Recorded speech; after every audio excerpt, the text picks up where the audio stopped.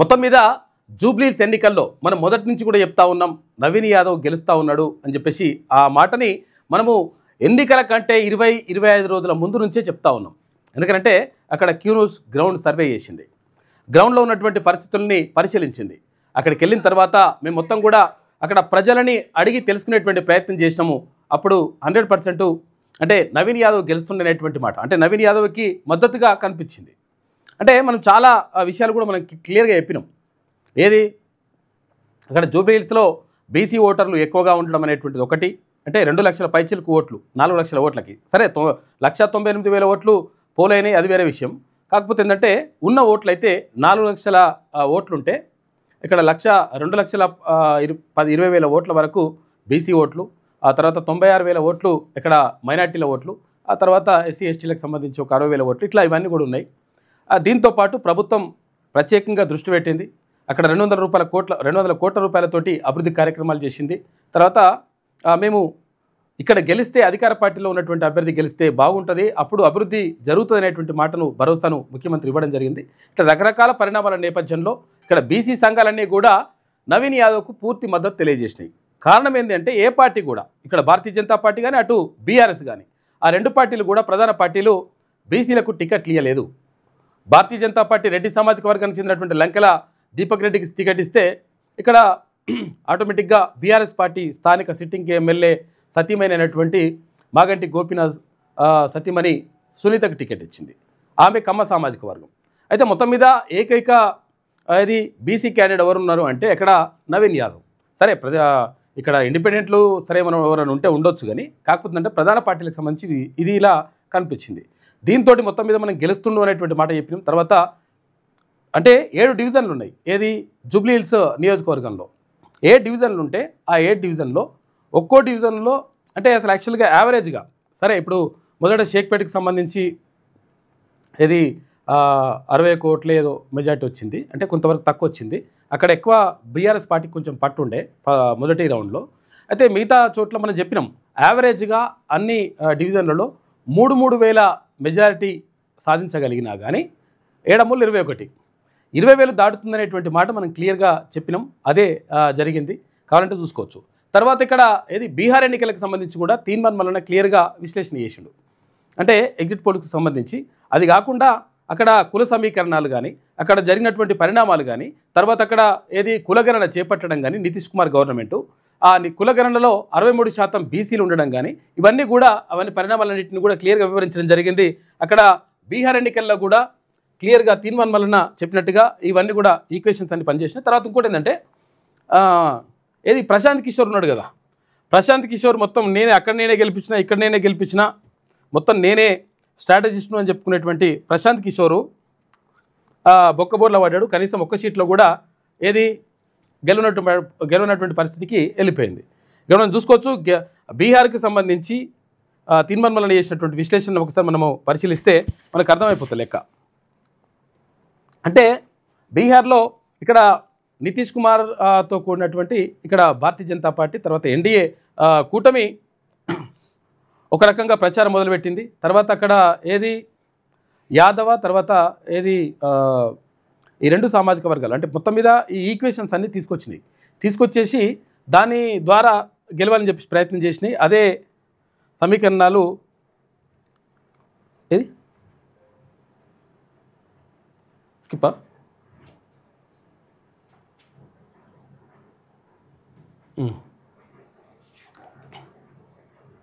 ఏమో ఎటవే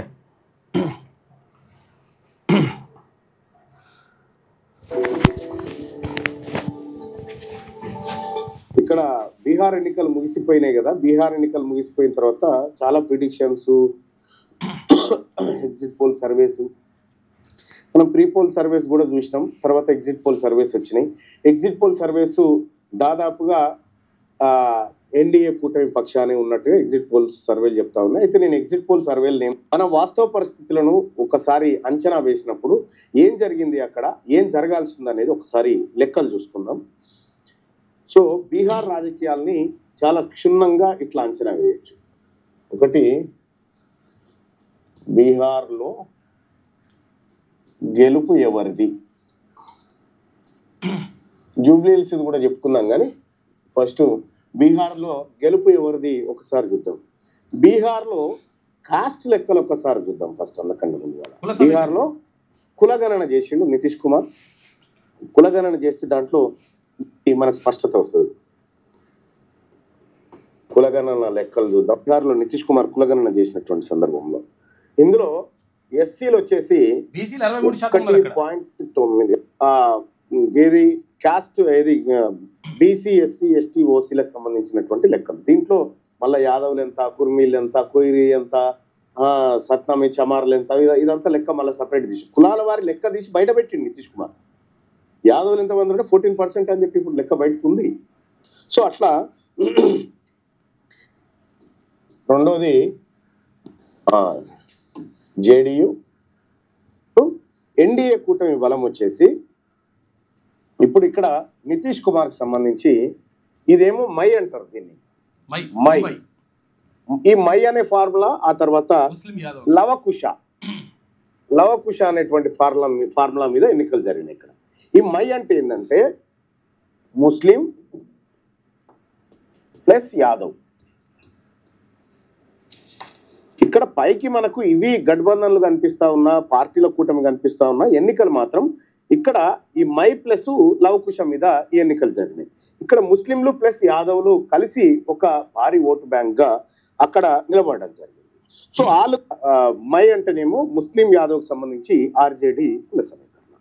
సో దీని మీదనే ఎన్నికలు జరుగుతాయి. సో ఇక్కడ ఒకటి ఎక్స్ట్రీమ్లీ బ్యాక్వర్డ్ క్లాసెస్, తర్వాత బ్యాక్వర్డ్ క్లాసెస్ అని 2 విభాగాలుగా విభజించారు. ఎక్స్ట్రీమ్లీ బ్యాక్వర్డ్ క్లాస్, తర్వాత అదర్ బ్యాక్వర్డ్ క్లాస్.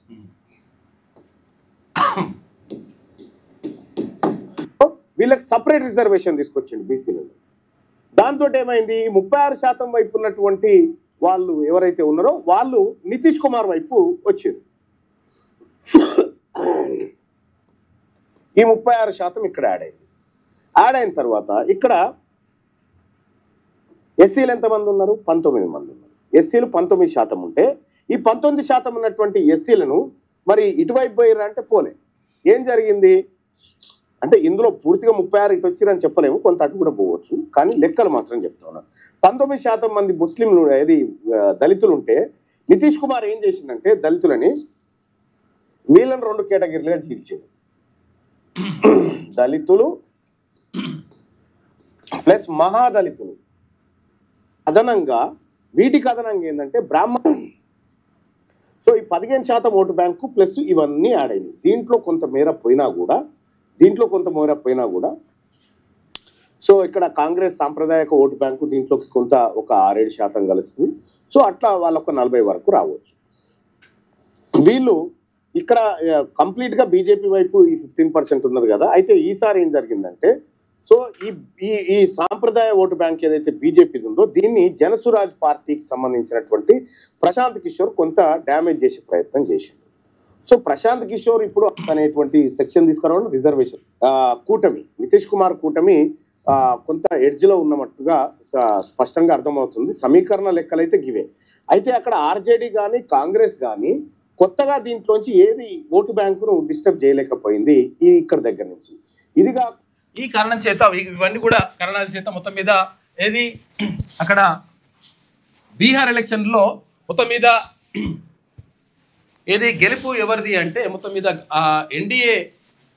ఎన్డీఏ కూటమి అక్కడ విజయం సాధిస్తుందనేటువంటి మాటను క్లియర్గా తీర్మాన్ మల్లన్న విశ్లేషణలో చెప్పేసిండు. తర్వాత ఏది ఇక్కడ మనము చాలాసార్లు కూడా మనం చెప్పుకున్నాం ఇక్కడ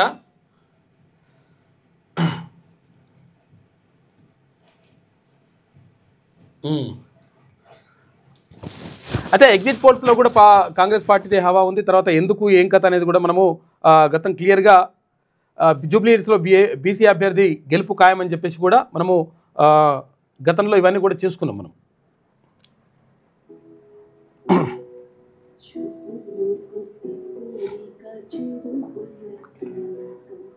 అంటే ఇక్కడ జూబ్లీహిల్స్లో కానీ అసలు యాక్చువల్గా చాలామంది కొంతమంది ఏం చేశారు తెలుసా, కావాలని చెప్పేసి ఇక్కడ ఏది బీఆర్ఎస్ఏ గెలుస్తుందనేటువంటి ప్రచారం కూడా చేసిండు కొన్ని. అందుకని కేటీ రామారావు కృతజ్ఞతలు కూడా చెప్పిండు అట్లా ఫేక్ ప్రచారం చేసిన వాళ్ళకు. ఇక జూబ్లీహిల్స్ బై ఎలక్షన్ సంబంధించి సో కొంత ఎడ్జ్ కనిపిస్తూ ఉంది. జూబ్లీహిల్స్ బై ఎలక్షన్ లో ఓటర్లను వీళ్ళందరినీ కొద్దిగా అబ్జర్వ్ చేసి పరిశీలించినప్పుడు సో కాంగ్రెస్ పార్టీకి కొంత ఎడ్జ్ కనిపిస్తూ ఉంది.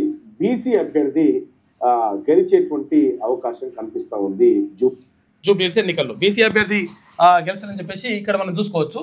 తర్వాత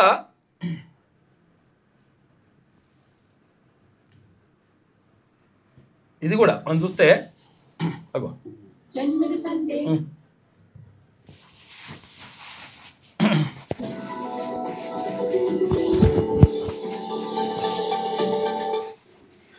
ఇక జూబ్లీహిల్స్ హస్తగతం అని చెప్పేసి కాంగ్రెస్ కు 47% ఓట్లు, బీఆర్ఎస్ కు 39% ఓట్లు, డిపాజిట్ కోల్పోనున్న BJP game changer exit polls లో వెళ్ళడని చెప్పేసి ఒకటి కనిపిస్తా ఉంది. అయితే మొత్తం మీద ఇక్కడ క్లియర్ ఎట్లున్నదంటే జూబ్లీహిల్స్ పోలింగ్ అనంతరం పలు సర్వే సంస్థలు ఎగ్జిట్ పోల్స్ విడుదల చేసినాయి. అయితే పొలిటికల్ మేనేజ్మెంట్ సంస్థ గేమ్ చేంజర్ మీడియా బాస్ నిర్వహించిన ఎగ్జిట్ పోల్స్ లో కాంగ్రెస్ పార్టీకే విజయకేతనం ఖాయమని ప్రకటించింది. అయితే కాంగ్రెస్ పార్టీకి 47%, తర్వాత బీఆర్ఎస్ కు 39% కనిపిస్తుంది ఉన్నది 100%. ఇవన్నీ రిపోర్ట్లు ఉన్నాయి జూబ్లీహిల్స్ ఎగ్జిట్ పోల్స్ కి సంబంధించి.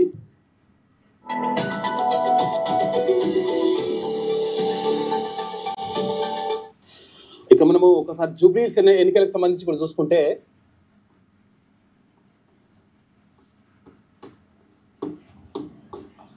ఎస్టీలకు సంబంధించి కూడా కాంగ్రెస్ పార్టీ టికెట్ ఇచ్చింది. తర్వాత నవీన్ యాదవ్ కు ఇక్కడ బీసీ నినాదంతో పాటు మనకు కలిసి వచ్చేటువంటి ఇంకొక అంశం ఏంటి అంటే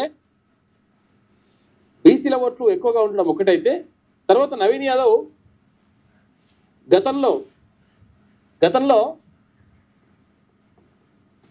గతంలో ఎంఐఎం నుంచి ఏది ఇక్కడనే జూబ్లీహిల్స్ నుంచి పోటీ చేసిండు. ఎంఐఎం పార్టీ నుంచి. ఎంఐఎం పార్టీ అంటే ఆటోమేటిక్గా ఏమవుతుంది ఇక్కడ ఎంఐఎం పార్టీ అంటే ఆటోమేటిక్గా ఇక్కడ ముస్లింల ఓట్లు కూడా సగం కలిసి వచ్చేటువంటి అవకాశం ఉంది. ఇంకో కొన్ని ఓట్లు ఇక్కడ బీఆర్ఎస్ పోయినప్పటికీ ఆ తర్వాత ముస్లింల ఓట్లు ఎంఐఎం ఓట్లు అక్కడ నవీన్ యాదవ్ కలిసి వచ్చేటువంటి అవకాశం ఉంది. దీంతో బీసీల ఓట్లలో మెజారిటీ షేర్ను నవీన్ యాదవ్ తీసుకునే పరిస్థితులు, తర్వాత ఇక్కడ ముస్లింల ఓట్లు కూడా సగానికి పైగా ఓట్లను ఇక్కడ నవీన్ యాదవ్ తీసుకునేటువంటి అవకాశం ఉంది. ఈ తర్వాత ఎస్సీ ఎస్టీలకు సంబంధించి కూడా ఇక్కడ కూడా అంటే 50% కంటే ఎక్కువ 60 to 70% ఓట్లను ఇక్కడ నవీన్ యాదవ్కి వచ్చేటువంటి అవకాశం ఉంది.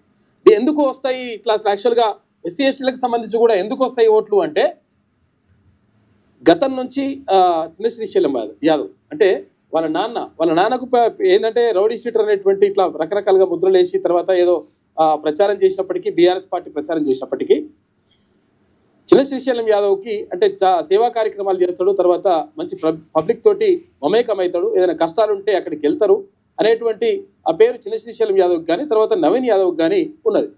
దీంతో ఏమైంది ఆటోమేటిక్గా అంటే మాకేమైనా కష్టం వస్తే నిజంగా మరి సునీత దగ్గరికి వెళ్ళగలుగుతామా అంటే మరి ఆ లేడీ అయిపోయింది. తర్వాత మాగంటి గోపీనాథ్ కూడా అంత అద్భుతమైనటువంటి పేరు ఏం లేదు. ఇది కూడా ఒక కారణం. ఎందుకంటే అసలు యాక్చువల్గా మంచి నాయకుడు అనేటువంటి పేరు ఉంటే వాళ్ళ కుటుంబ సభ్యులు ఎవరైనా నిలబడితే 100% ప్రజలు కూడా ఆలోచిస్తారు, అది సానుభూతి అనేటువంటిది ఎక్కువ వ్యక్తం అవుతుంది. కాకపోతే ఏంటంటే మాగంటి గోపీనాథ్ కూడా అంటే చనిపోయిన వాళ్ళ గురించి మనం అట్లా మాట్లాడుకో, కాకపోతే ఏంటంటే ఆయన కొంచెం ర్యాష్గా తర్వాత ఇష్టం వచ్చినట్టుగా కొంత ఒక రకంగా అహంకారంతో ఉండేటోడు అనేటువంటి ఆరోపణ ఉన్నది ఆయన మీద. దీంతో ఇక్కడ సునీతని గెలిపిస్తే మళ్ళీ అధికార పార్టీ కూడా కాదు, ప్రతిపక్ష పార్టీ, తర్వాత అభివృద్ధి కార్యక్రమాలు ఏమైనా జరగాలనుకుంటే ఇక్కడ ముఖ్యమంత్రి కూడా క్లియర్గా రేవంత్ రెడ్డి హామీ ఇచ్చింది. ఒకవేళ ఇక్కడ ఏంటి గతంలో ఇక్కడ కంటోన్మెంట్లో ఎట్లయితే గణేష్ని గెలిపించినరో గణేష్ని గెలిపించినట్టుగా ఇక్కడ కూడా నవీన్ యాదవ్ని గెలిపిస్తే కాంగ్రెస్ పార్టీ నుంచి గెలిపిస్తే 100% మీకు అధిక కేటాయింపులు జరుగుతాయి, 100% మీ అభివృద్ధికి ఇక్కడ ఈ ప్రాంతం అంటే ఏదైతే జూబ్లీహిల్స్ నియోజకవర్గ అభివృద్ధికి మేము 100% అండగా ఉంటామనేటువంటి మాట ముఖ్యమంత్రి రేవంత్ రెడ్డి క్లియర్గా చెప్పింది. చెప్పడమే కాదు తర్వాత మంత్రులు ఎవరైతే ఉంటారో 7 డివిజన్లు ఉన్నాయి. ఈ 4 లక్షల ఓట్లుంటే 2,10,000 చిలుకు పై చిలుకు ఓట్లు వచ్చేటువంటి అవకాశం ఉంది. ఇక తర్వాత ఇక్కడ ఏది దీపక్ రెడ్డి అసలు యాక్చువల్గా గతంలో ఉన్నాడు. తర్వాత ఇప్పుడు బీజేపీ టికెట్ ఇచ్చినప్పటికీ అక్కడ సింగిల్ డిజిట్కే పరిమితం అయ్యేటువంటి అవకాశం ఉంది. ఇప్పుడు 4 లక్షల ఓట్లలో 2 లక్షల ఓట్లు పోలరైజ్ అయితే అంటే 50% వరకు వస్తూ ఉంది అని చెప్పేసి అంటున్నారు. 50% ఓట్లు ఒకవేళ అంటే అక్కడ పోల్ అయితే ఈ 50% ఓట్లలో 50% అంటే ఎంత? 2 లక్షల ఓట్లు. ఈ 2 లక్షల ఓట్లలో అంటే పోలైనటువంటి ఓట్లలో మినిమం 16% ఓట్లు వస్తే ఏది డిపాజిట్ తగ్గినట్టు లెక్క. కాబట్టి ఇక్కడ 16% ఓట్లు అంటే ఏంది? లక్షకు 16,000 అంటే 2 లక్షల ఓట్లకి ఎంత అవుతుంది? 32,000 ఓట్లు రావాలి భారతీయ జనతా పార్టీ అభ్యర్థికి. 32,000 రావాలి. అయితే ఈ 32,000 ఓట్లు వచ్చేటువంటి అవకాశం కనిపించడం లేదు. ఎందుకనంటే 20,000 లోపే అంటే 15,000 లోపే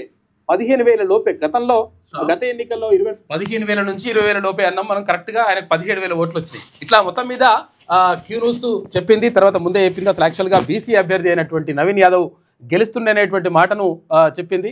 తర్వాత అదే నిజమైనట్టుగా మనకు క్లియర్గా అర్థమవుతా ఉంది. చాలాసార్లు కూడా మనం దీనికి సంబంధించి మనం మాట్లాడుకున్నాం. అవన్నీ కూడా ఏదైతే మనము అంచనాలు వేసినామో అంచనాలు వేయడం కాదు, గ్రౌండ్ రిపోర్ట్ తీసుకున్నాం. అక్కడ నుంచి జూబ్లీ హిల్స్లో ఉన్నటువంటి ప్రజలతోటి మమేకమై ప్రజలతోటి మాట్లాడి తర్వాత అక్కడ ఉన్నటువంటి ప్రజలతోటి అంటే ఈ వివరాలన్నీ కూడా తీసుకొని అక్కడ ఈ పరిస్థితులు ఏంది, కథ ఏంది, కార్ఖాన ఏంది, అసలు యాక్చువల్గా ఏ అభ్యర్థికి ఎట్లున్నది ఏం కథ అనేటువంటి విషయాన్ని మనం తీసుకున్నాము. అదే నిజమైంది. మొత్తం మీద జూబ్లీ హిల్స్లో నవీన్ యాదవ్ ఘన విజయం సాధించిండు. అంటే 24,729 ఓట్ల ఆధిక్యంతో గెలిచినట్టుగా మనం చూసుకోవచ్చు.